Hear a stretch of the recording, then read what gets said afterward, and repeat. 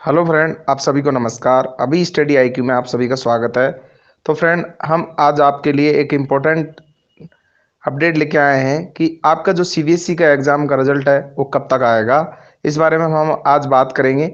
उससे पहले यदि आप हमारे चैनल पर पहली बार आए हैं तो चैनल को सब्सक्राइब करना ना भूलें। साथ ही साथ हमारा टेलीग्राम ग्रुप है अभी स्टडी आईक्यू, इसको भी ज्वाइन करना ना भूलें। इस पर हम government job notification time to time आपको अपडेट कराते रहते हैं। तो फ्रेंड देखिए, हमने सीबीएसई रिक्रूटमेंट बोर्ड में कॉल लगाकर पूछा कि आपका सीबीएसई का रिजल्ट कब तक आएगा।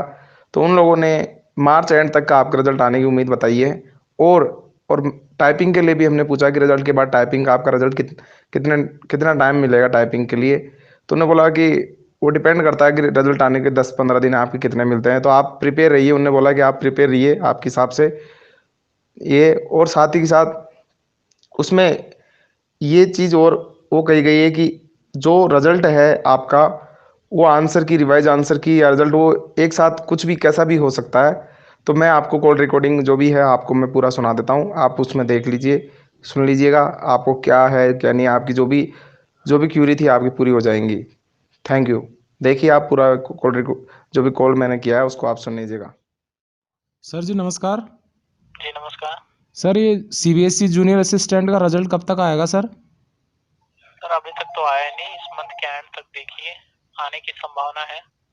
सर बहुत डिले हो गया सर, एग्ज़ाम तो बहुत पहले हो गई थी सर। जी।